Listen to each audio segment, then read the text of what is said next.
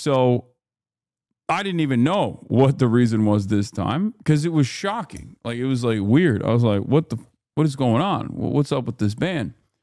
Well, it turns out it was because I had read the manifesto of Elias Gonzalez of the Israeli embassy, right? The Israeli embassy staffers that were shot by Elias Gonzalez.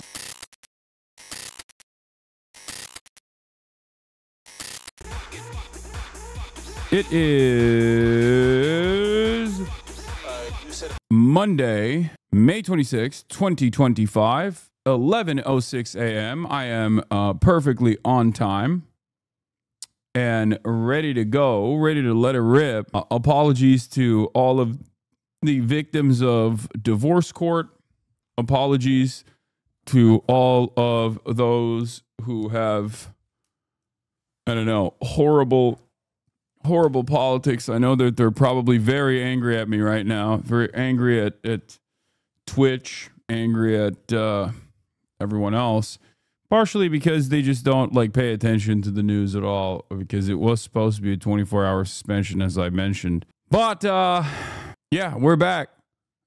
Daddy's home, ladies and gentlemen. We're back, we're live, we're alive, and I'm going to tell you all about my personal news, because obviously this is the part of the broadcast for all the parasocialists out there.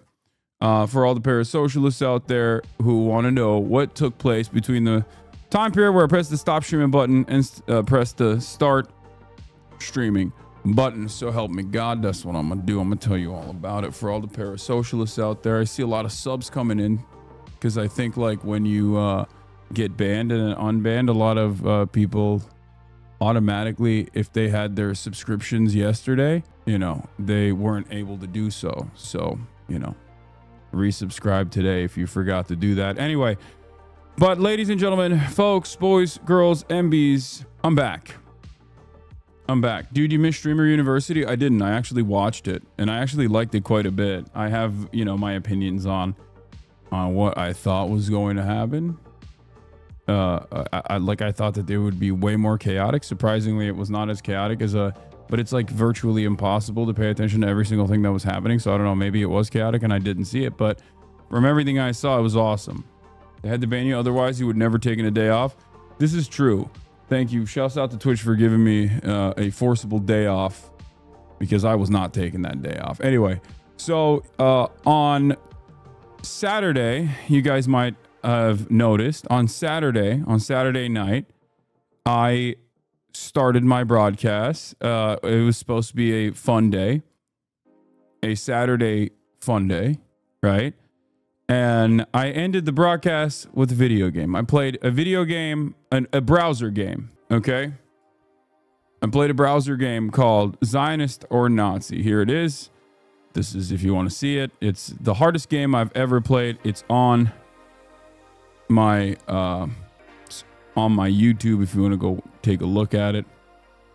And right after that game was over, I embarrassingly ended the broadcast in disgrace, because like it was just too goddamn hard. It was too goddamn hard for me. And I was embarrassed. I ended the broadcast. And then something weird happened. I was in the other room and I heard my start playing some audio of like I guess like a tab that I had left open. Sometimes it happens randomly. Twitter will randomly restart the audio, and the dog started barking, and I ran over to the PC to turn off this tab, and I realized I had been logged out of all of my accounts. Lo and behold, I was banned. And it was shocking, because normally there are signs, you know what I mean? Normally when I do something that's like ban worthy, or something that's like even teetering on the edges of a ban, or when people like get really mad about something and it starts going viral on Twitter, and then there's like a lot of public pressure, usually that's how it goes. Like that's the previous pattern, right? I say something, people clip it, gets posted on LSF or it gets posted on Twitter. And then it turns into like a much larger ordeal, and then Twitch has to react to it. Twitch has to react to it in a way where it's like, in a way where they just obviously won't stand aside and defend me. So I didn't even know what the reason was this time because it was shocking. Like, it was like weird. I was like, what is going on? What's up with this ban? Well, it turns out it was because I had read the manifesto of Elias Gonzalez of the Israeli embassy, right? The Israeli embassy staffers that were shot by Elias Gonzalez. I read his manifesto. Now, I always read the manifestos of what I do by trade, what I do by profession is literally to go through common points of misinformation, both coming from mainstream media and both coming from, psychotic right-wingers and whatnot in the aftermath of any sort of that takes place. And I do this all the time. Like, obviously I don't cover breaking news, but my job is to look at all of the narratives that are out there and go through them and critically examine them and try to figure out what the truth is. And that's precisely what I was doing. Part of the reason why I read the manifesto was because there was people entertaining the notion that it was potentially a false flag attack. And I wanted to see if there was any veracity to these claims. And I read the manifesto, as I've done time and time again. And by the way, I detailed all this stuff that I'm basically relitigating here on my last YouTube video. If you haven't watched it, you should. But I guess that was a bannable offense. I hope that they change this policy because I think it's a really bad policy. Like, I think that the policy of like, oh, you can't look at a manifesto, because there's a couple different things that they literally have verbatim as a policy that I'm always annoyed by. One of them is like there is like any kind of disseminated information that they consider to be like will get you dinged up, even if it's perfectly fine. Even if it's perfectly fine on Twitter, even if it's perfectly fine on YouTube, like Twitch has a way more rigorous application in terms of service, and they will actually punish you for it, which I think is silly. They changed it because of you the first time when people wanted your head for the Houthi video. No, that was always in existence. I think that shouldn't be the case. Like, I think I should be able to watch those types of videos. I have watched those types of videos over and over again. I think it's like really stupid. Having said that, the concept of in and of itself is already arbitrary, and there's plenty of academic back and forth on this process. It's just like having the platform engage in this like arbitrary designation, depending on what the State Department has decided is silly. But where are the old streams? If you can't access my VODs, it's probably because I just got unbanned and it takes a while, But I guess let me just blast off because personal news is basically talking about why I got banned. So I'm back from my 24 hours talking about the reasons why I got banned. Trump calls Vladipoo crazy for Ukraine strikes. Israel blows up another ceasefire proposal as the Trump admin starts looking like Biden, Blinken 2.0, and more. Get in now. Please leave Twitch so I can delete this garbage app. That's the funniest way to demand that I leave Twitch. I don't want to. I would like to continue. I've spent years and years on this platform building a community. I would like to make sure that I can maintain this community that I've built here. But yeah, maybe I'll have to start multi-streaming potentially. This is good. This is Animorphs. Yeah. The Brandonization of Trump is upon us for sure. In any case, YouTube doesn't have offliner chat. No, I know. YouTube has a lot of, there's issues with YouTube as well. It's interesting how he acted so tough. Now he's the same as Biden. That's not surprising. But yeah, I'm thinking about different avenues. I'm thinking about it because like chat and the back and forth that I have with you guys is one of the most important aspects of this this process, this medium, like the way I do things. Otherwise, I'm just like a regular ass political commentator. That's what people do. That like this is the most the back and forth conversation, the community component for me is perhaps the most significant aspect of my political commentary and like what I offer. And YouTube unfortunately doesn't have it as good.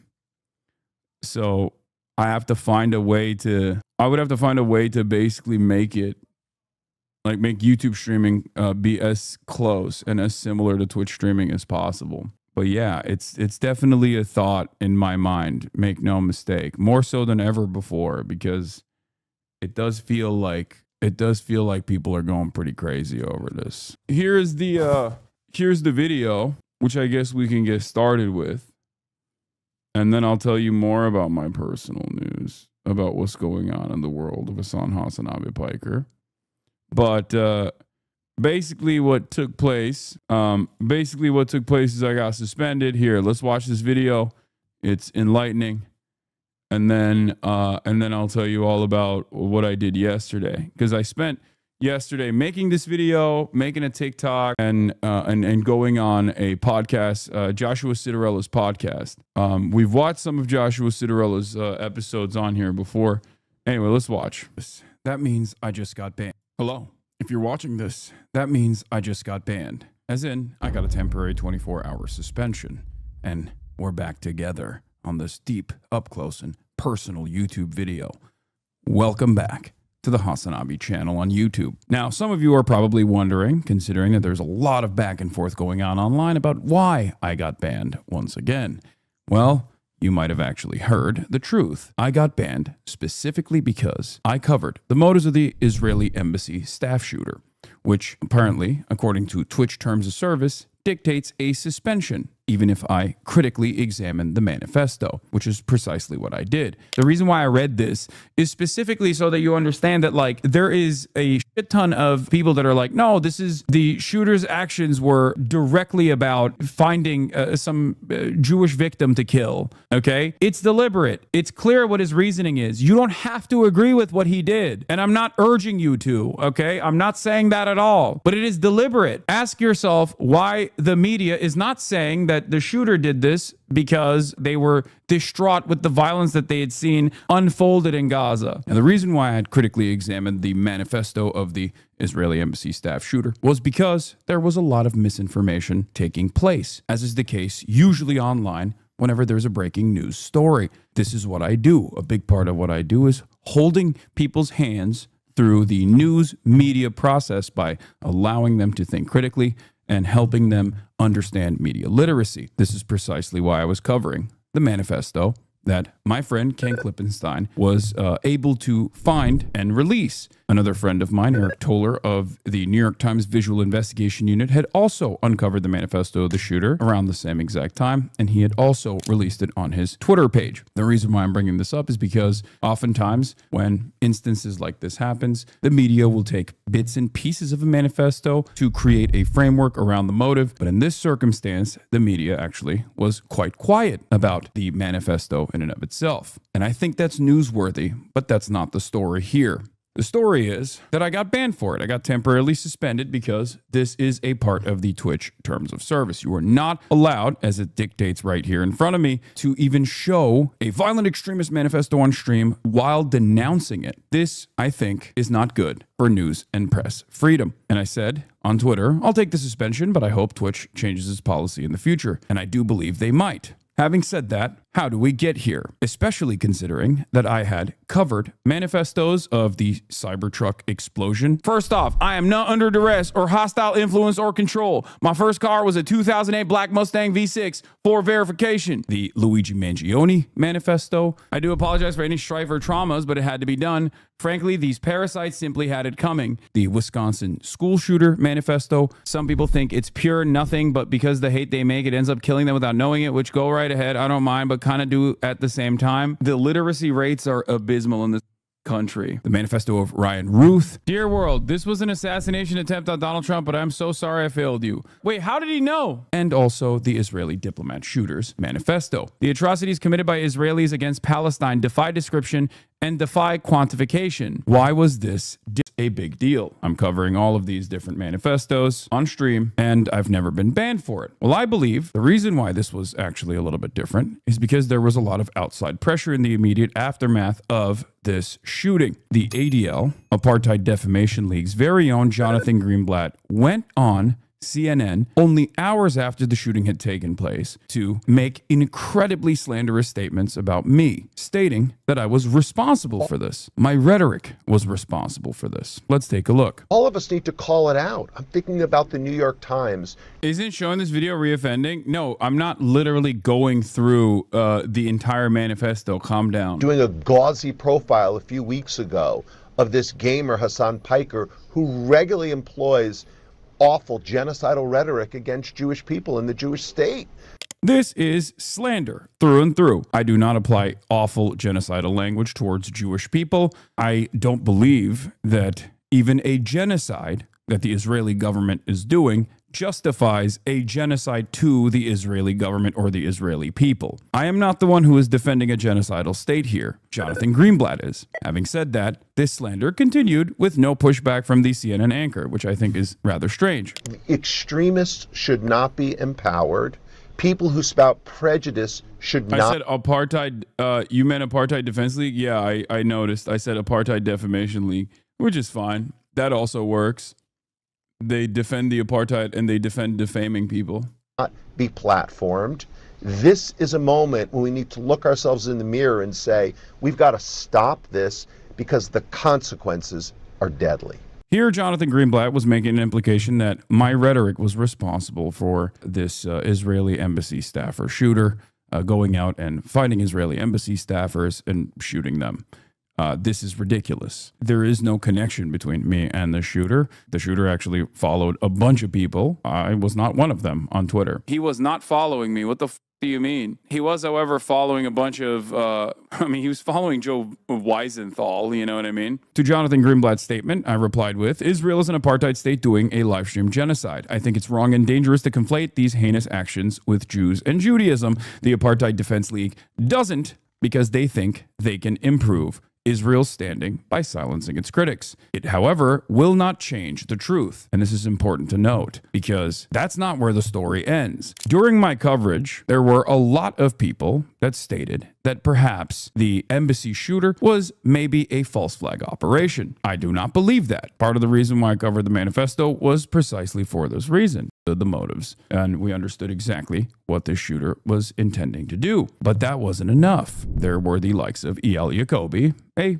Hosborough guy on Twitter who lies at the behest of the state of Israel quite frequently, saying, breaking, Hasan Piker, hailed by the New York Times as the future of progressivism, tells his audience that the DC attack might have been a false flag, then immediately says the guy was genuine with his actions. This is glorification of terrorism. Now, these two things, these two statements here are at odds with one another. But what's actually even crazier is that this is a 37-second video that is attached to this statement. Let's take a look at that 37-second video. But like I'm not Mr. False Flag at all, but like every single thing that he did in the aftermath of the shooting is so fucking crazy that it's like you could not have fucking designed a incident like this. You could not have designed a better false flag incident like this. I'm not saying it is a false flag incident at all. I'm not saying that.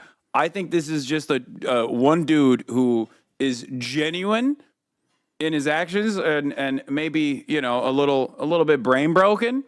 Okay. Most people that retweeted this didn't even actually watch the video to see whether or not it actually matched up with what this person was saying. Now, why am I talking about this random account? It only got 6,000 likes. I retweeted. I said a fascinating phenomenon nowadays is watching people clip things in context that I'm saying and then turn around and simply claim that I'm saying the opposite of what I'm saying in the clip. This is a 37 seconds long video and this dumbass lied about everything. Why am I bringing this up? Great question. It's because the clip formulated by this account, which stated, Hasan Piker, star of Amazon's Twitch, says the attack sure looks like a perfect false flag. Wink, wink, nudge, nudge. The guy was genuine with his actions.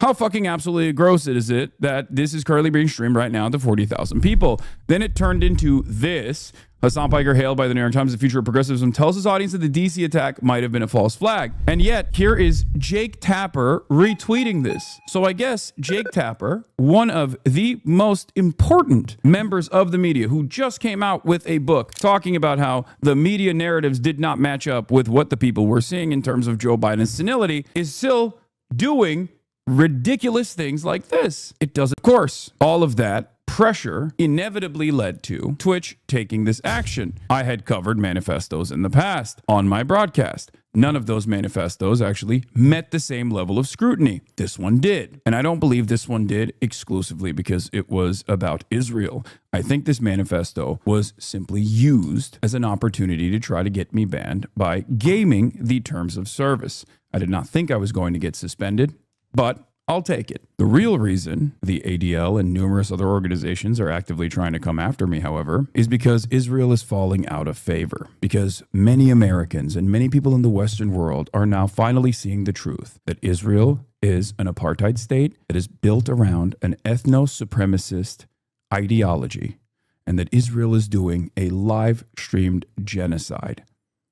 Yesterday, they killed a doctor's family. 9 of this doctor's children burned, charred. Images such as this can be seen all over people's timelines and all over social media because now people have unprecedented access to the victims of a genocide, unlike ever before. This is the reason why Israel has fallen out of favor and has become a pariah state on the global stage. This is the reason why now Western leadership, who have supplied Israel with arms in order to engage in such violent acts for the past 19 months, are finally turning around and stating that perhaps Israel should allow aid in, that perhaps Israel should stop doing war crimes. A former Likud, far-right Israeli prime minister recently came out and said, enough is enough. Israel is doing war crimes. Israel has fallen so out of favor that The Atlantic, that a year ago wrote to rebut Hamas's allegations by letting journalists see the war up close would be a calculated risk. Even when conducted legally, war is ugly.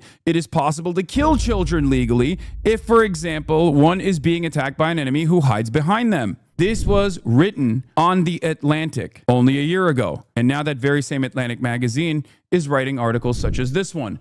It should not be controversial to plead for Gaza's children. Israel's limits on aid have put the region at critical risk of famine. Help is within reach, but it's not enough and it's arriving too slowly. The reason why the tide is shifting is because the pressure valve is insurmountable. Too many people know exactly what's going on, and as fascist ideology is a suicide cult, it seems like Israel is bringing the rest of the Western leadership down with it. Israel is no longer a democracy. You cannot be a democracy while you want to maintain an ethno-supremacist state that is an apartheid state, and you certainly can't be a democracy while doing a genocide. But the Western world that seemingly was able to abide by and hope that the pressure goes away from the broader public are now being forced to listen to the demands being made by the public. So there is a interesting bargain here ahead of us.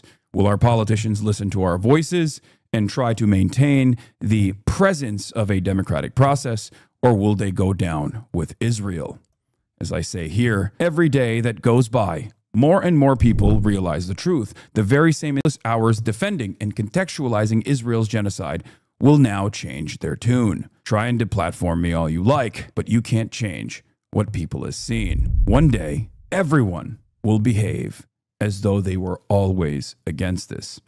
I'm Hasan Piker. I hope you can keep supporting me and watching me on YouTube, because even if I get deplatformed from Twitch completely, I will still find a way. And even if I am deplatformed entirely from every single website, the truth will still come out. On that note, see you on Monday. Bye. Yep. That was a one take Jake take, by the way. I did that basically, stream of conscious. It just had all of the assets lined up ahead of time, and then I just like shot.